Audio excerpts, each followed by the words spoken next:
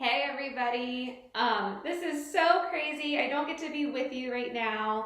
I don't get to teach with you guys and make all of my charts with you and get all of your ideas, but I wanted to review a little bit of fairy tales with you guys today. So I made some charts, the ones that we usually stick up in our classroom that I thought could kind of help you out a little bit. When we were talking last week about fairy tales, we were getting a little mixed up with just some make-believe stories that we've heard and movies that we've seen, things that make us chuckle. So I want to go over a lot of the elements of fairy tales that we have noticed from the books that we've already been reading. One thing that we know is that a fairy tale is a make-believe story. For sure, none of these fairy tales are true. We also know that fairy tales usually start off with once upon a time, or sometimes like in a village long, long ago or far, far away. We also know that they usually end with happily ever after. We know that fairy tales always end in a positive way. There's elements of magic. We have royalty. Now, royalty is a fun word to say. Royalty just means people who are kings, queens, princes, and princesses. Somebody who wears a crown and rules over a lot of people. There's usually royalty in fairy tales. Not all of them, but in most of them.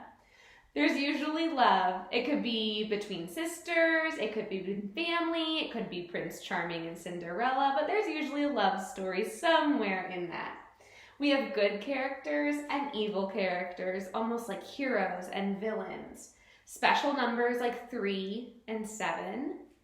Also, usually talking animals, or the animals are acting like humans. Maybe they can have a conversation using motions and eye rolls and kind of that body language that we sometimes notice. There's usually also a reward for goodness. So that means that somebody, a good character, is getting positive things in the end of the story. One thing that I've also really noticed with our fairy tales is that they are stories from long ago. Sometimes we don't even know who created the first fairy tale. It's a story we've heard so many times. They were always started as books first, not movies first. So these were books from far, far away. If I go and look for Cinderella, I might find many, many different versions of Cinderella because it's a story that's told over and over and over again. I noticed a lot of things. When we do our writer's workshop, we make our list of things that we've noticed. And I had a couple of friends helping me out too, sending me some things last week. And I wanted to make a list of some things I noticed in fairy tales. We noticed that it is a story from long ago, and it usually starts off with a big problem, something that you might not be able to solve on your own. There are good and evil characters. They usually have magic. They have once upon a time, and they lived happily ever after. They tend to be royal. The setting usually takes place in a kingdom or an enchanted forest. We might even use that word realm, which kind of is like the area that a king is in charge of. Realm is one of my favorite words to use in a fairy tale. There are special numbers, and characters usually learn a lesson in the end. It could be talking about something that they're very strong with, something that they're very brave about, or they learn about something in their family. They learn something good.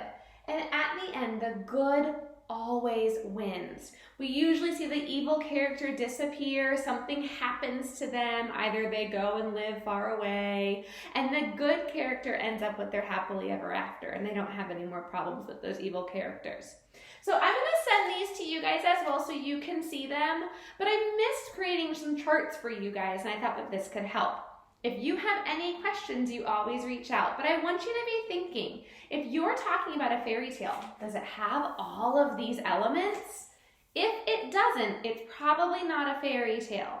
So it's not characters that just might have magic things like Sonic or Despicable Me. Those are fun make-believe stories, but they're not a fairy tale. All right, guys, it was so good to talk with you, and I can't wait to see what you guys create this week. Have fun.